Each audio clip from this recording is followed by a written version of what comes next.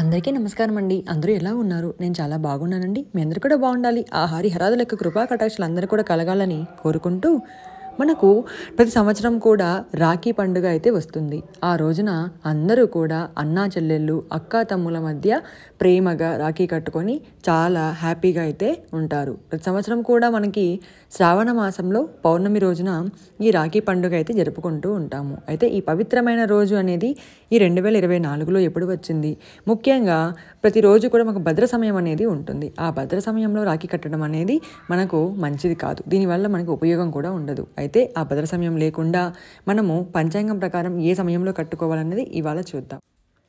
రాఖీ పౌర్ణమి 2024లో పంచాంగం ప్రకారం చూసుకున్నట్లయితే స్వస్తిశ్రీ చాంద్రమాన క్రోధినామ సంవత్సరం శ్రావణ మాసం మనకి పౌర్ణమి తిథి అండి. అయితే ఈ పౌర్ణమి తిథి ఆగస్టు 18వ తేదీ 2024 ఆదివారం తెల్లవారుజామున 2:34 నుంచి ప్రారంభమై ఆగస్టు 19వ తేదీ 2024 సోమవారం రాత్రి 12:43 వరకు అయితే ఈ పౌర్ణమి గడియలు ఉంటాయి.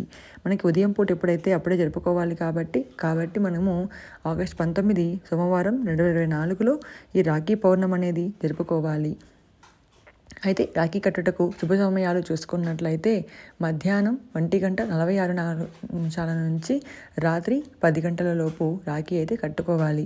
ఎందుకు ఉదయం కట్టకూడదు అంటే మనము భద్ర సమయం అనేది ఉందండి. అది ఎప్పుడంటే ఉదయం 5:53 నుంచి ప్రారంభమై మధ్యాహ్నం 1:32 వరకు భద్ర సమయం ఉంటుంది. భద్ర సమయంలో రాఖీ కట్టడం అశుభం, అలాగే శుభప్రదం కాదు.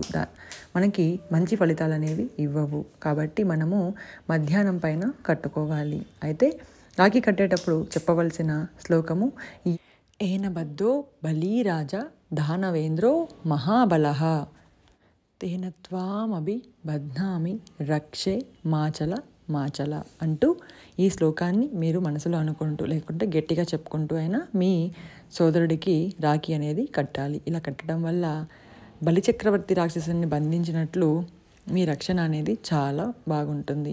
అయితే స్వీట్ తినిపించి కుంకుమను పెట్టి రాఖీ కట్టి హారతినివ్వాలండి. ఇలా చేసి తప్పకుండా మీరు శుభ ఆశీస్సులు పొందుతారని కోరుకుంటున్నాను. మీ ఫ్రెండ్స్ అందరికీ కూడా ఈ విషయాన్ని టైమింగ్స్ కోసం షేర్ చేయండి. అందరూ కూడా లైక్ చేయండి. దాంతోపాటుగా సబ్స్క్రైబ్ చేయడం మాత్రం మర్చిపోకండి. సర్వేజన సుఖినో భవంతు.